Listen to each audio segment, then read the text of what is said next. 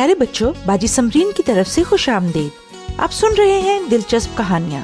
آئیں آج کی کہانی سنیں اور لطف اندوز ہوں۔ وطن تبدیل کرنے والے پرندے۔ خدا کے اصولوں کو ماننے سے ہم اپنی منزل کو حاصل کرتے ہیں۔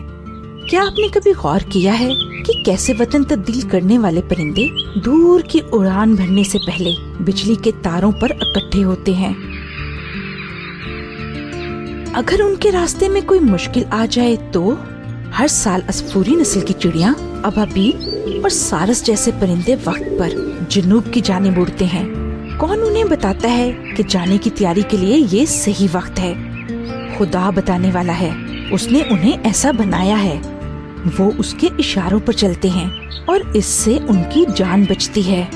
کچھ پرندے 6000 میل تک اڑتے ہیں اور پھر بہار کے موسم میں واپس اپنے اسی گھونسلے میں آتے ہیں۔ کیا یہ ایک معجزہ نہیں؟ کیا آپ امریکن سنہری پائپر کو جانتے ہیں؟ وہ الاسکا میں رہتا ہے، وہاں جہاں کبھی بھی برف 100% نہیں پگھلتی۔ 25 دن بعد وہ انڈے میں سے نکل آتا ہے۔ گوندنی کے درخت کا پھل اور موٹے کیڑے اس کا پسندیدہ کھانا ہے۔ وہ ایک کبوتر جتنا بڑا ہو جاتا ہے اور اس کے پر سنہرے، چمکدار اور سبز ہو جاتے ہیں۔ وہ زیادہ چل نہیں سکتا لیکن وہ اڑ سکتا ہے۔ یہ اس کے لیے زیادہ ضروری ہے کیونکہ وہ اپنی سردی کی چھٹیاں ہوائی میں گزارتا ہے۔ اس کا مطلب ہے کہ اسے بنا رکے 88 گھنٹے اڑنا ہوتا ہے۔ سائنسدانوں کے لیے اس کا سفر بہت بڑا راز ہے۔ اس کے اڑنے سے پہلے وہ اپنے جسم کا وزن آدھا بڑھا لیتا ہے۔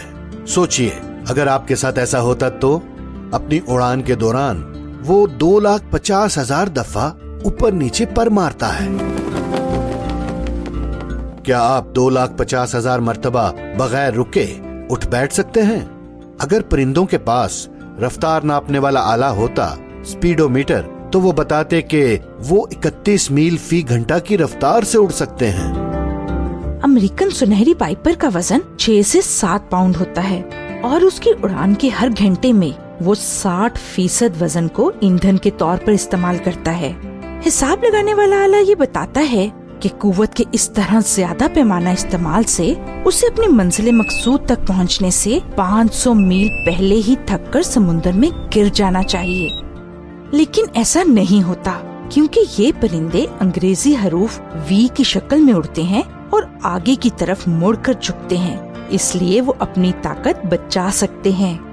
سنہری پائپر ان اشاروں پر چلتا ہے جو خدا اس کے دل میں ڈالتا ہے۔ سمت بتانے والے آلے کے بغیر اور اڑنے کے منصوبے کے بغیر ہی وہ رات کو بادلوں کے بیچ میں سے اڑ کر جاتا ہے۔ حالانکہ یہ نوجوان پرندے پہلے کبھی ہوائی جزیرہ میں نہیں گئے ہوتے، پھر بھی وہ اس چھوٹے سے جزیرہ کو اتنے بڑے سمندر کے بیچ میں ڈھونڈ نکالتے ہیں۔ یہ کوئی اتفاق نہیں ہے، یہ پرندے خدا کے بتائے ہوئے راستوں پر چلتے ہیں اور اس کی شکر گزاری میں گیت گاتے ہیں۔ کیا ہمیں بھی ایسا نہیں کرنا چاہیے؟ بائبل میں ہمارے لیے خدا کے بتائے ہوئے اشارے اور راستے موجود ہیں۔ جو بھی ان پر چلتا ہے وہی آخری منزل تک پہنچے گا۔ اچھا بچوں، اب باجی سمرین کو اجازت دیں۔ خدا حافظ۔ مزید معلومات کے لیے آپ ہمیں اس ای میل پر رابطہ کریں، دلچسپ کہانی @gmail.com dilchasp kahani @gmail.com۔